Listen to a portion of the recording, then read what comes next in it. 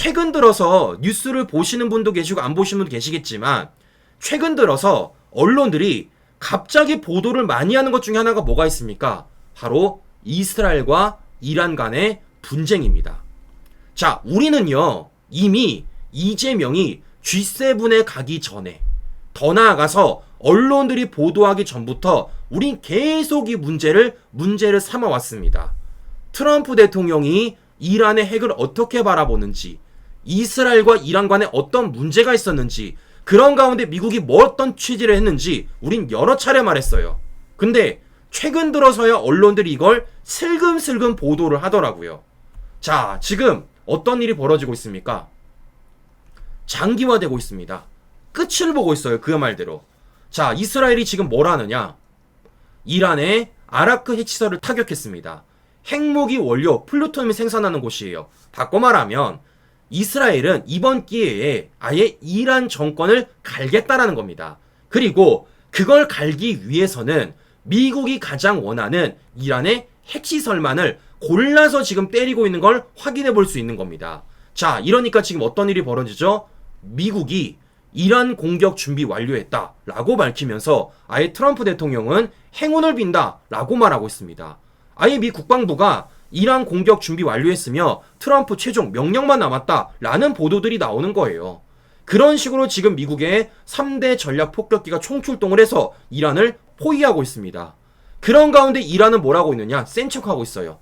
은신 5일 만에 공개 메시지 내며 항복 없다 라고 말하고 있지만 뒤에 가서는요, 지금 미국과 협상 신호를 보내고 있다라는 겁니다. 왜냐? 얼마 안 남았어요. 지금 이스라엘의 하늘 뺏긴 이란 남은 미사일이 1,300여 발입니다.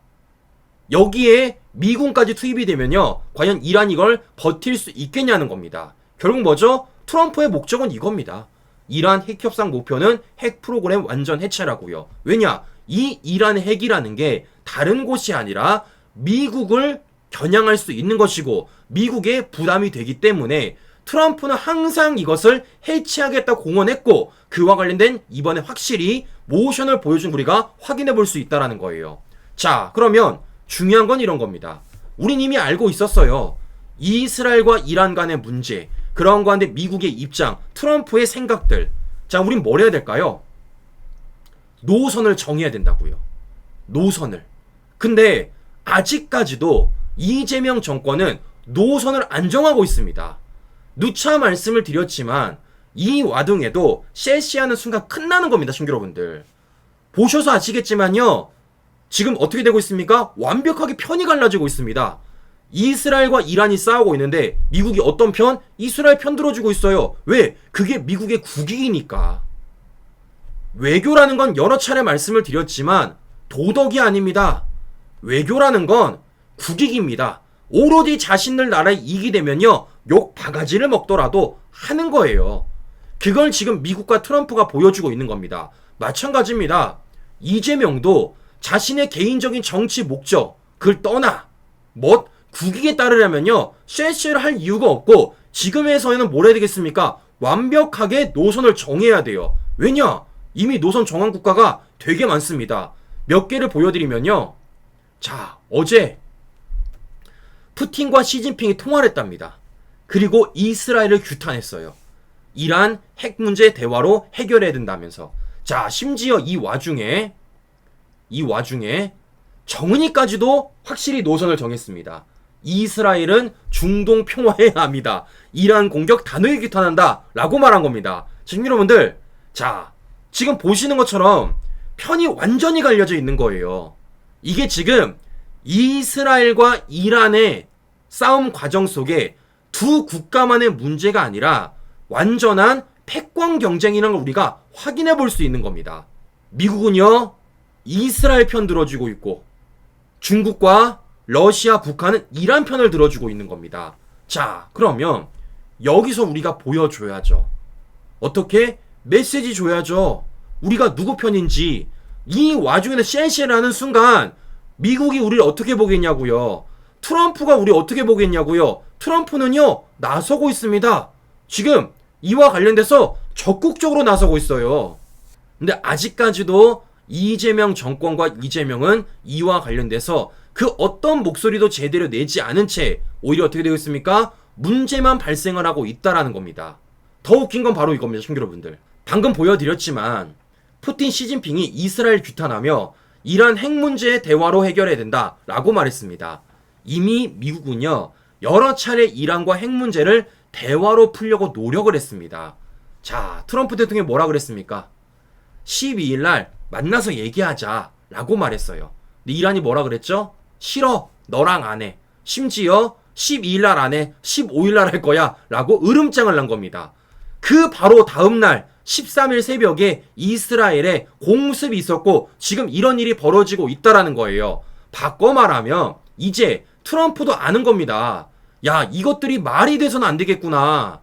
우리가 한번 진짜 제대로 보여줘야겠구나 라는 생각이 들고 있는 겁니다. 자, 이러니까 여기에 눈치 빠른 사람이 한 명 있습니다. 그 사람이 누구냐? 바로 정은이에요. 자, 김정은이가 이스라엘 향해서 중동 평화의 암이다 라고 말하면서도 미국을 향해서는요, 수위 조절을 하고 있다라는 겁니다. 자, 정은이가 눈치가 굉장히 빨라요. 눈치가 굉장히 빠릅니다. 야, 지금 미국이 이란 때려잡는 거 보니까 내가 이거 잘못 갔다 큰일 나겠다 라는 생각이 들 수밖에 없니다. 왜냐? 지금 전 세계적으로 미국을 가장 짜증나게 만드는 핵 국가가 어딜까요?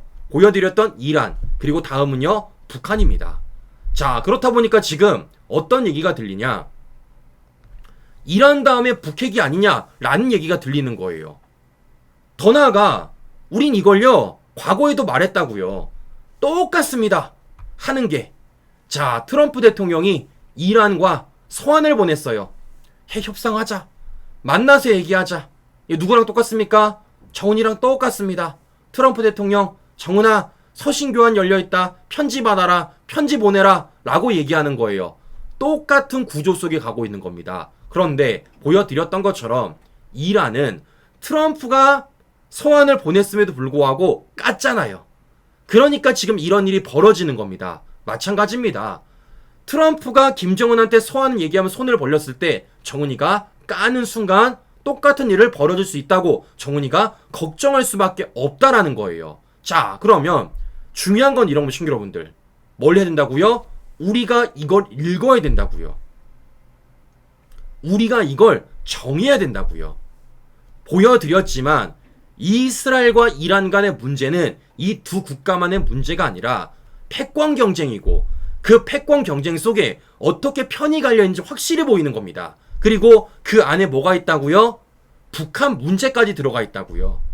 우린 뭘 해야 되겠습니까? 손을 잡아야죠. 어느 곳과? 우리에게 유리한 곳과. 지금 보더라도 미국이 유리하잖아요. 왜냐?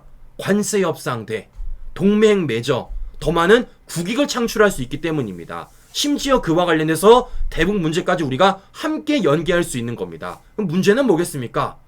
기준을 안 정하니까 이와 관련돼서 이와 해법이 안 보이는 거잖아요.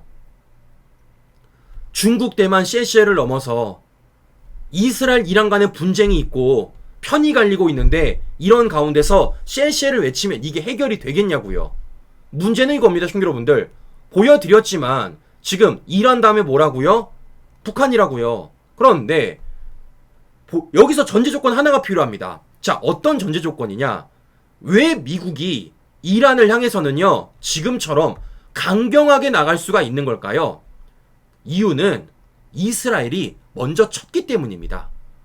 만약에 이스라엘이 먼저 치지 않았으면요, 절대 미국은 이렇게 나갈 수가 없었을 거예요. 왜냐? 부담감이 엄청나잖아요. 이건요, 미국이 먼저 이란을 치는 순간 세계대전이 벌어질 수도 있는 일입니다. 왜냐? 보여드렸던 것처럼 푸틴, 시진핑 가만히 있겠냐고. 가만 안 있지. 이때다라고 덤벼들겠죠. 즉 뭐겠습니까? 미국이 이렇게 나설 수 있는 건 이스라엘이 먼저 이란을 쳤기 때문이고, 그것이 실제 효과가 되기 때문입니다. 그럼 문제는 이거예요. 우리가 문제되는 건 뭐라고요? 북한이라고요. 근데 여쭤보는 겁니다. 우리가 먼저 북한을 칠 수 있습니까, 여러분들? 우리가 먼저 칠 수 있어요? 우리는 못 쳐요. 못 칩니다, 여러분들. 네? 어떤 사람이 그런 용기를 내서 심지어 지금 이재명이 북한을 먼저 친다? 절대 그럴 수가 없습니다. 자, 그럼 문제는 뭐겠습니까? 여기에 있어서 미국의 입장이 어떻게 된지를 잘 봐야 되는 겁니다. 자, 여러 차례 말씀을 드렸지만 트럼프 대통령은 계속해서 북핵 인정 발언을 했다고요. 북한은 확실히 핵 보유국이다. 심지어는 최근 쿼드 회의에서도 그동안 해왔던 말과 달리 한반도 비핵화 북한 문구가 빠진 겁니다. 이 말은 뭐죠? 지금 이란과 구조가 똑같이 흘러가겠지만 결과는 달라질 수 있다라는 거예요. 트럼프가 이란의 핵과 북한의 핵을 똑같이 싫어하는데 이란의 핵에 있어서는 완전히 뿌리를 뽑겠지만 북핵과 관련돼서는 다른 입장을 낼 수가 있다라는 겁니다. 그럼 여쭤보는 겁니다. 우린 뭐가 좋을까요?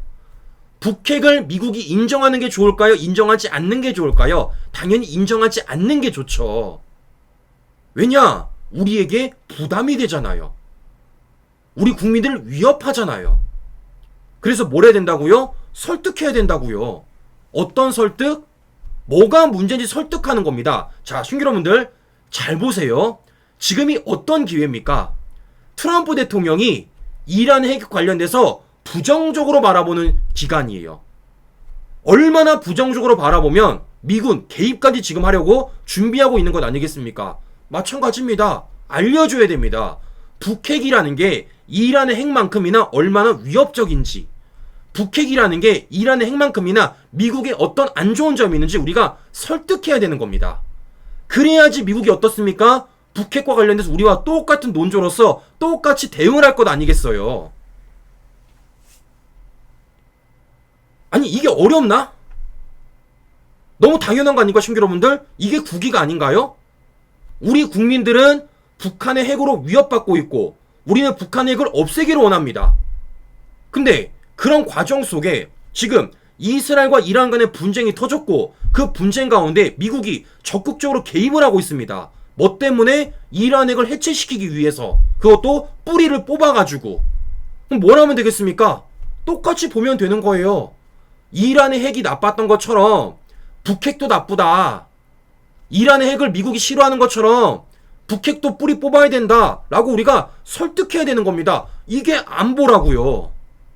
자, 그러면 이걸 하기 위해서는 뭘 해야 될까요? 만나야죠.